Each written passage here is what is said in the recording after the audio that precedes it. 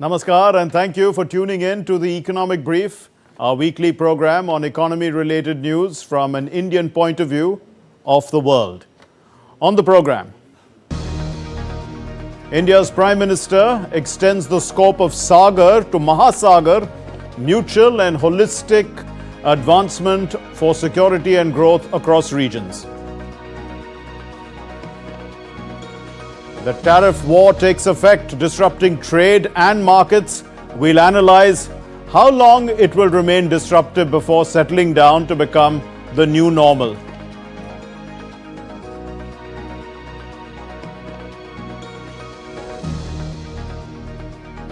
Greenland gets a center-right government after an election influenced by the US President Donald Trump's interest in the island's resource-rich future.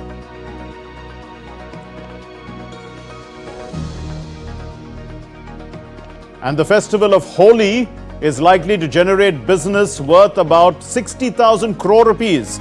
That's about $7 billion. But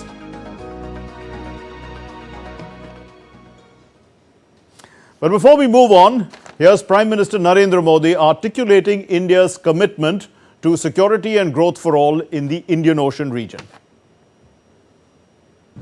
Free, open, secure and safe Indian Ocean हमारी साझी प्राथमिकता है। हम Mauritius के exclusive economic zone की सुरक्षा में पूर्ण सहयोग देने के लिए प्रतिबद्ध हैं। इस संदर्भ में कोस्ट गार्ड की जरूरतें पूरी करने में हर संभव सहायता दी जाएगी। मॉरिशस में पुलिस अकादमी और national maritime information sharing centre इसकी स्थापना में भारत सहयोग देगा। वाइड शिपिंग, ब्लू इकोनॉमी और हाइड्रोग्राफी इस पर सहयोग को और मजबूत किया जाएगा। चागोस के संदर्भ में हम मॉरिशस की संप्रभुता का पूर्ण सम्मान करते हैं। So let's take a look at India's blue economy and Sagar vision. Coming up behind me are a few slides. Sagar stands for security and growth for all in the region. That's India's vision. It looks for potential free trade movement across the oceans, and we can see that littoral states will likely get greater access to major markets. The blue economy uses the ocean's resources for growth, and apart from that, it has it's a port-led industrialization under the Sagarmala project. Now, the Sagarmala project is a huge project. Currently, there are about 234 projects under the Sagarmala project, which has about 6 new major ports being built. India already has about 13 major ports, and this is likely to increase the number of SEZs also and create plenty of business opportunities. This is what the Sagarmala has. Now, we can see also that there's access to larger markets, as I was saying, for the littoral and coastal states. That's the larger area, the goal of the project. India aims to be in the top 10 in the shipbuilding industry by around 2030. Currently, India is about 20 plus in that. So India has to climb up about 10 spots. And the size of India's shipbuilding industry currently is about $1.12 billion. Hopefully, India wants to make it about $8 billion by around 2033. So this is also important. We can look at the global size of the shipbuilding industry. Currently, it's about $220 billion. That was about 2024. And it's likely to see significant growth because a lot of industry, when projects look at the blue economy, then naturally there is a growth potential around that. And also for the small island states, they are actually large ocean economies, as has been pointed out. Now, let's look at some of the key drivers of the blue economy. India has this Bharat Global Ports Consortium. The several companies involved in building ports in India have got together as a consortium to take our standards, our strengths to build and develop ports overseas. And that is going to be done quite significantly. So this is one of the things. We can see that there is, after all, the north-south corridor. There is also the IMEC.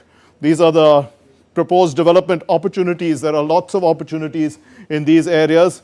Then there is the Maitri app, which is the digitalization of the whole process of logistics that's already taking place. And there's this Sagar Ankalan guidelines for logistics, port performance index. These are all the digitalization of the entire process. Then there is, of course, Sagar Manthan. We all know Sagar Manthan in the Hindu tradition is the churning of the ocean, but this is a different type of dialogue which reflects India's commitment to becoming a global maritime leader. So all this has to be looked at holistically. Currently, India has about a 25,000 crore rupee maritime development fund, which is the maritime development fund, which would be about $2.9 billion that was allocated. And its job also is to further the concept through this Sagar Manthan of trying to develop India's entire vast coastline. It's a huge coastline, as we know, since India is a peninsula. And then there is the National Center of Excellence for Green Port Shipping that also was unveiled in 2023. So this is, in a nutshell, puts it into context, the larger scope of India's blue economy and what steps have been taken to try and harness the potential of the blue economy.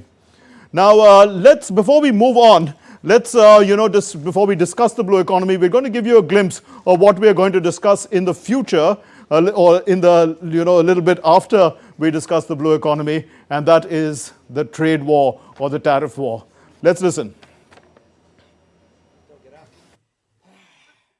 I am announcing that the Government of Canada, following a dollar-for-dollar approach, will be imposing, as of 12:01 a.m. tomorrow, March 13th, 2025, 25% reciprocal tariffs on an additional $29.8 billion of imports from the United States. This includes steel products worth $12.6 billion and aluminum products worth $3 billion, as well as additional imported U.S. goods worth $14.2 billion for a total of $29.8 billion. The list of additional products affected by counter tariffs includes computers, sports equipment, and cast iron products as examples.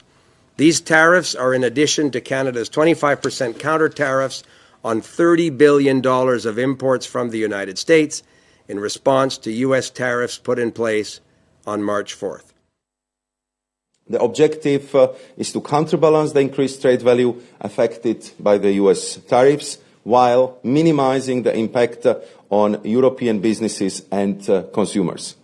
But the disruption caused by tariffs is avoidable if the U.S. administration accepts our extended hand and works with us to strike a deal. So under the President's leadership, I'm ready to negotiate, and we are ready to make it happen. Well, Dr. Chalan Singh, eminent economist, the CEO of eGrow Foundation, and Dr. N.C. Maheshwari, the president of the broking house Farsight Group, are with us. They are going to talk to us about first the blue economy, and then we'll also talk about the tariff war. Dr. Singh, let me start with you. What are the long-term benefits, let's say, of India's Sagar as well as Mahasagar policy for the blue economy? I think it's a very important policy. India has a very long ocean border. So what the Prime Minister is doing is basically saying that these are the resources which we need to tap. And the resources are, of course, fisheries, biodiversity resources, and marine resources. So I think India needs to preserve them. And the way this Sagar and Mahasagar concept has been there for about 10 years now. But this time the Prime Minister has added the mutual and holistic advancement. So I think that's very important aspect that he has added. Right. Also, the other thing which I think is very important is the defense aspects. Okay. So in keeping in mind these two, he has then proposed skilling of the labor, of the people who are involved in the maritime resources. Right. I think that's extremely important, so that there is sharing of information which is relevant for both the countries. So I think defense is also going to play a very important role, in addition to commerce, which had been emphasized since the last few years. Dr. Maheshwari, What role can India play in the MSME development and giving a greater access to global markets for the smaller island nations like Mauritius? Also, the kind of investment that I was talking about in the Sagar projects and all that, huge investments in building ports and infrastructure. How is that all going to help, in the overall process? Yeah. Mauritius has already been a natural ally to Indian growth plan and kept raising of the capital.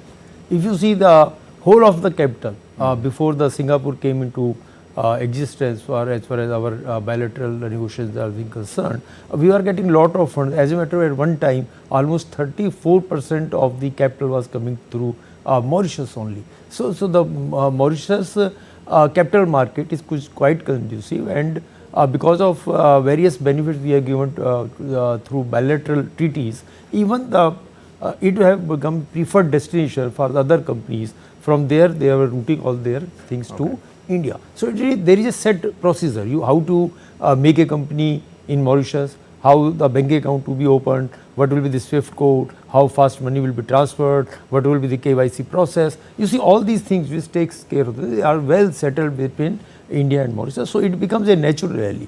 And Indeed. all these Sagarmala or whether the ocean and all these are very huge capital intensive industries. So a lot of funds make sense. Okay.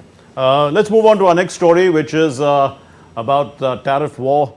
Now, the European Union has responded to the United States' tariff on steels and aluminium with some countermeasures. Let's take a look at this report.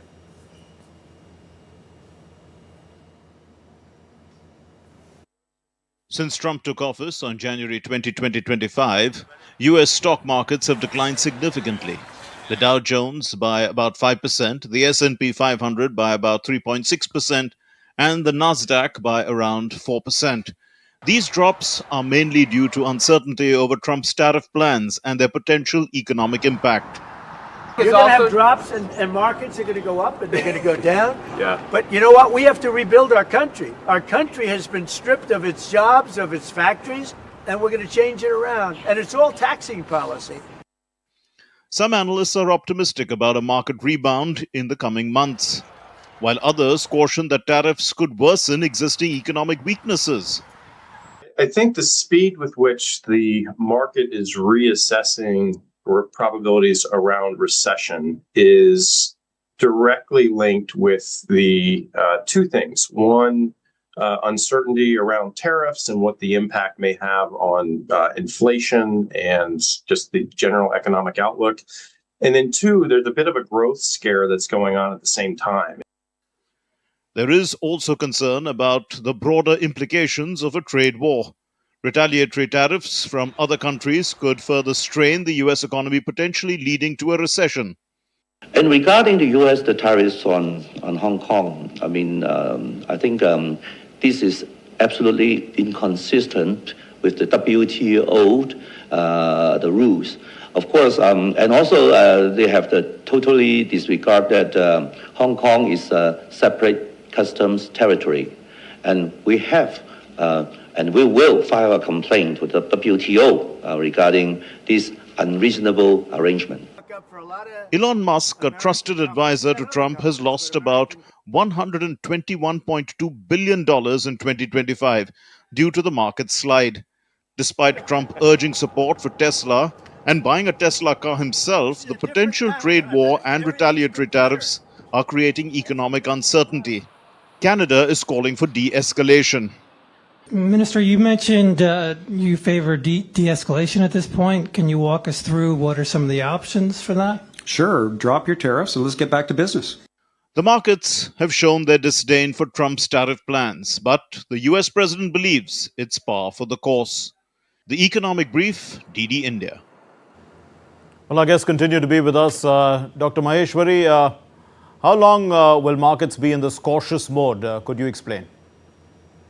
Well, as President Trump has said that he is going to change the world order, and the world order is not changed overnight. And a single word, uncertainty, is equally hated whether he is an investor, to the consumer, or even the industrialist. This has created a lot of uncertainty, whether you can check it with the retaliation of the tariff, You can even see the low treasury yields, even you can see there is a prolonged talk of now recession setting up. Because ultimately if you are putting up tariffs, maybe up to the bound tariff or maybe regional tariff, but the immediate result is that cost of import is going to be higher, and the US consumers are basically living on the import. If we just simple take an example of the China, where there is a lot of talk of the retaliatory war, the ratio of import and export is in favor of China, where 1 to 5 is the things. So for every one thing which is being exported by the USA, they are importing 5. So it means they are only increasing their own cost. So at that time, it means price will escalate. Price escalation means they will not be in a position to even cut interest rate. No, I'm talking mostly about the stock markets, how they are going to, when are they going to, when they are going not to cut the interest rate, so it means the investors are going to lose money or losing interest, because they don't think that they are finding that even the yield from the treasury may be higher. But it was not the case because of uncertainty. So if you see even the constitutions of their index, you see the Nasdaq topped somewhere in December. Whereas this S&P was topped in this February last week only, a few days back. So it means because of different constitutions, and even the IT used to be the great sector. IT used to be the great power for America, but because of the threat of AI, that itself is not going to do things. So the technology, the consumerism, even the industry. If you take a simple example of the steel, earlier also, even when in earlier avatar of Mr. President, he imposed extraordinary tariffs. So the complaint was filed with the WTO. I get your point. Let's bring in Dr. Singh now. Dr. Singh, where is this tariff war heading in your opinion, and who are the key players? I'm talking about it from an international trade point of view. It's a very worrisome situation, not a very good thing. But Trump 1 had already demonstrated that these are the type of policies he loves to do. China for long has been also playing with its exchange rate, and one should not forget it. Also, the foreign exchange reserves that China had amassed over a period of time also shows things were not very good on the new international economic order. So to that extent, one understands that Trump has a reason to do what he's doing. But the problem is, this time it's different from the previous time of Trump. This time we are hardly able to recover completely from COVID. Most of the countries are still struggling. And now when you start the tariff war, it's going to really lead to a crisis, a major crisis. Indeed. Now there could be some retaliation, which we have already started seeing. Trade would suffer. Markets we have already mentioned are very volatile and uncertain. Therefore, I think sooner or later, Trump administration will also have to learn to reconcile. They did that in the Trump 1 phase. After doing this aggressive posturing, once the retaliation starts, then they start to compromise and come back. This is the story, the worry, the concern is, does the world have that much time? Because it's in a recovery phase. Certainly. Once again, if the inflation trends start, the interest rates go up, we are in a very bad recessionary phase. And how does it affect India, Dr. Singh? Yes, luckily we are in a good spot. Okay. We are not the highest trade partner of the Americans. It's not that we are our number one, we don't receive their imports or exports as number one, we're way down in the line. So, and of course, we have also been aware of Trump 1, so we have diversified significantly well, though we are worried. We are worried because it can directly may not hit us very badly, but indirectly when the global economy is in a tailspin, obviously we are also going to get impacted. Trump 1 is not only tariff wars, as you know, he attacks the immigration policy also very severely. And that also has implications, the foreign exchange remittances that come to us, that could get impacted. Also exchange rate could get impacted. So there could be direct and indirect implications, but I think India is in a sweet spot and he also realizes it, and therefore I don't think we are going to be very badly hit. A final word from you, Dr. Maheshwari. Is the Indian stock market also in a sweet spot? Yeah, definitely, and I think once the first estimate of the monsoon will be released, we are bound to take up. So another 45 days, market is going to be volatile, and as Dr. Singh has said, I expect the next 2-3 months the phase of reconciliation will start, so that global uncertainty may also start melting down, plus our sound monsoon, and our market will start rising. Okay, we leave it there. Thank you very much, Dr. N.C. Maheshwari and Dr. Charan Singh. Thank you for putting all this into perspective for us. Now let's move our focus to Greenland, and Greenland has just concluded an election. It's the general elections. They've got a centre-right Democratic Party which has emerged victorious, and the election was heavily influenced by the US President Donald Trump's proposal to take control of this resource-rich island. With vast natural resources at stake, including rare earth minerals and valuable energy reserves, the economic implications of this election are huge. Diptanshu Kashyap reports.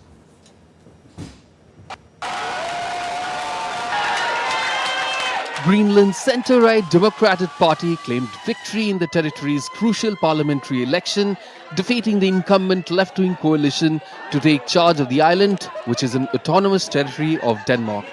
This election is considered one of the most consequential in Greenland's history, with US President Trump's intense interest in acquiring the resource-rich island dominating the political discourse. We strongly support your right to determine your own future. And if you choose, we welcome you into the United States of America. We need Greenland for national security and even international security, and we're working with everybody involved to try and get it. While issues like the economy, welfare, and healthcare took center stage domestically, the international attention focused on Greenland's vast natural resources, including rare earths and minerals. These resources are crucial in the production of electronics items, from smartphones to batteries. Greenland, a former Danish colony, gained autonomy in 1979 with the formation of its parliament, but Copenhagen still controls foreign affairs, defense, and monetary policy, providing approximately $1 billion annually to support Greenland's economy. In 2009, Greenland won the right to declare full independence through a referendum, though has not done so over concerns that living standards would drop without Denmark's economic support. Greenland's strategic location in the Arctic, with melting ice caps, has made its resources more accessible. The island's mineral wealth, along with potential offshore oil and gas reserves, has drawn interest from global powers, including the US, China, and Russia. Greenland has been crucial to North America's defense since World War II, protecting vital shipping lanes. Trump initially suggested military action to take control of Greenland, but later softened his stance, offering billions of dollars of investment if the island joined the US. However, Greenlandic leaders firmly rejected this offer, declaring the island is not for sale. So if he wants to have more cooperation with Greenland, then he must talk to us. But how he talks, I will say, you don't talk to friends like that.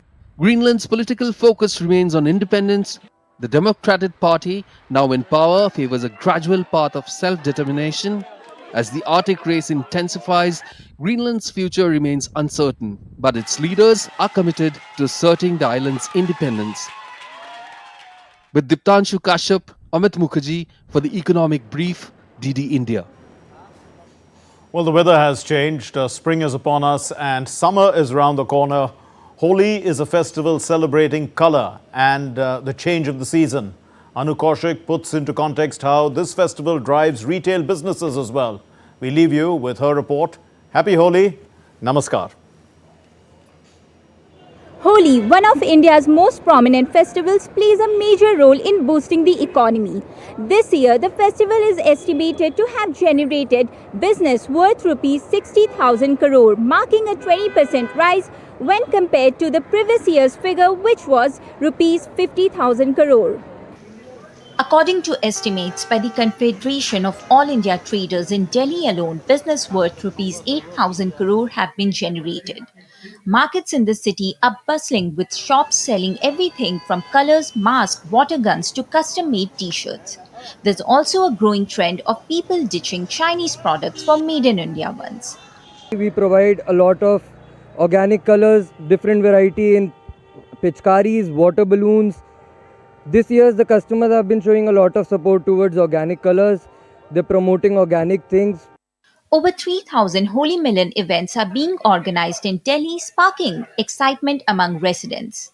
For me and the family, eating sweets is very important part of Holi, and gujia is the main sweet in this festival.